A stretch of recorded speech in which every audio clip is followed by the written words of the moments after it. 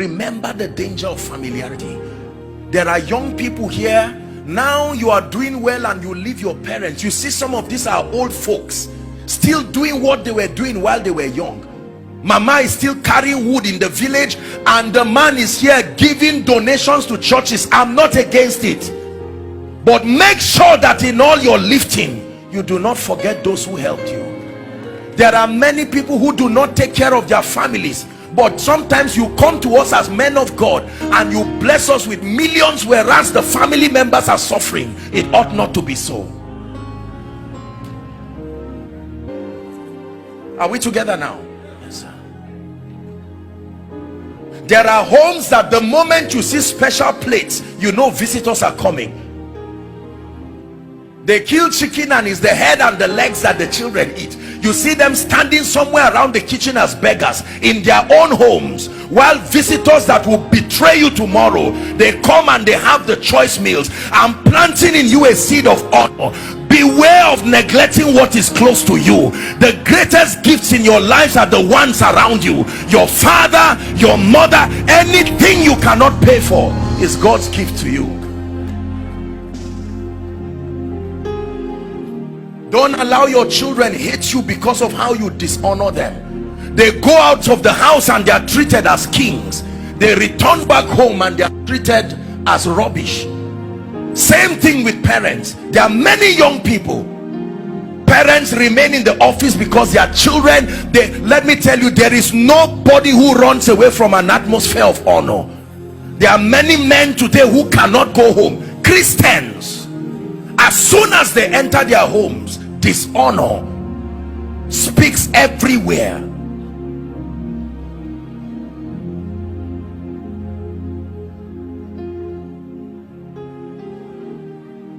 There are churches that dishonor their pastors, dishonor their men of God. I do not know any assembly where the man of God will not excel, knowing that his people love him sincerely. Not something you qualified for. Apostle Goodheart, thank you for being my pastor. I love you. That you can truly, he knows how comforting it will be. You can be serving in the church doing things, but your heart is sincerely not there. We're talking of a genuine connection.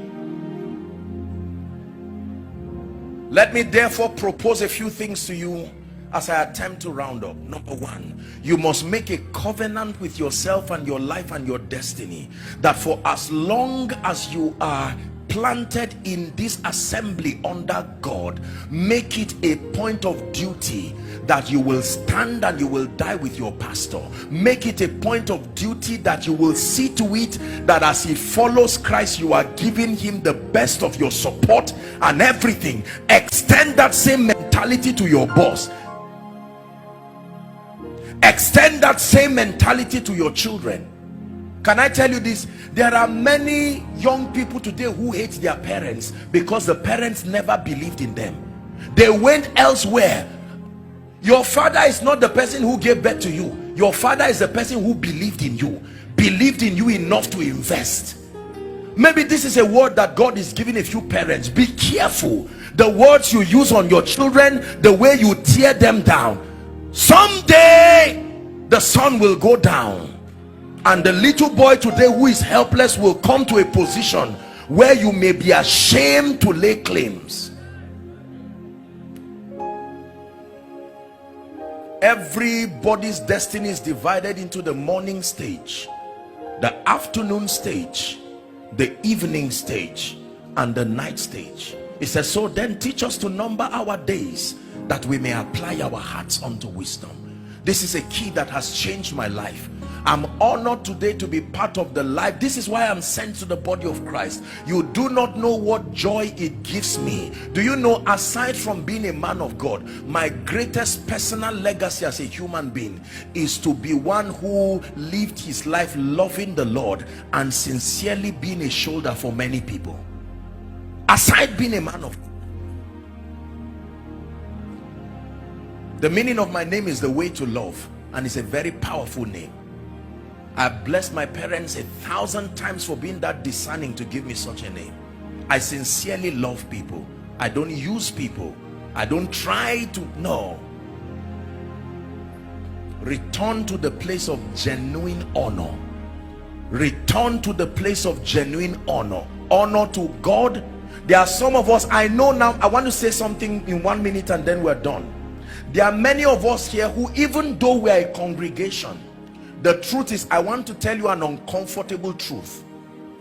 From a sociological standpoint, from a spiritual standpoint, even though this is logic, and by extension whatever church listening and following and the body of Christ, I want to bring you to a sincere realization that you are not all the same. That is the honest truth. From a standpoint of sacrifice, from a standpoint of achievement, you are not all the same, and there must be a system. I'm not trying to teach stratification. Yes, we are all equal before God, but if that statement is not balanced, it will lead to a lot of dishonor. I found out that the reason why many blessed and wealthy people do not come to church is that there is a track record of dishonor. Their sacrifices are trivialized in the name of creating a unified platform to bless people. Jesus did not hide his honor for noble people. Zacchaeus, come down, I've changed, I'm going to your house. And because of that one sacrifice, many people were forgiven. The centurion, you are a man under authority, I respect you, I don't need to come to your house, I will speak the word. No matter how high God lifts me, I'm wise enough to know that there are positions I occupy today, sociologically speaking, that is a privilege. It didn't come by age, it didn't come by qualification, and we must be wise enough to communicate the same. Is God helping us? So there are many of us that God will bring us into places where from a physical standpoint we should not be there. Don't abuse that access.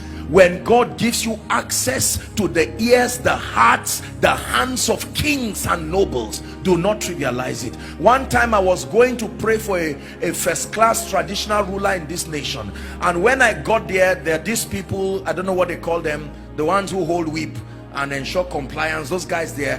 And I was going to the palace, and you don't enter the palace with your shoes, you know that, right?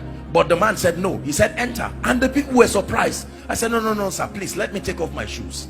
He said no, I am king. I said enter. But if I'm going to see him another day and I now buckle my shoes and just jump in, no, I will not abuse that access. Can I tell you this? Every time a man shows you uncommon access, make sure you send back a message that makes him know, I recognize this is a privilege and I do not take it for granted. I guarantee you, do that and you have secured his fear. That fear of, if I give you greater access, would you abuse it? If you let them know that you are aware that you will never abuse it, then you will see more of them. These are the keys of the kingdom that we do business with.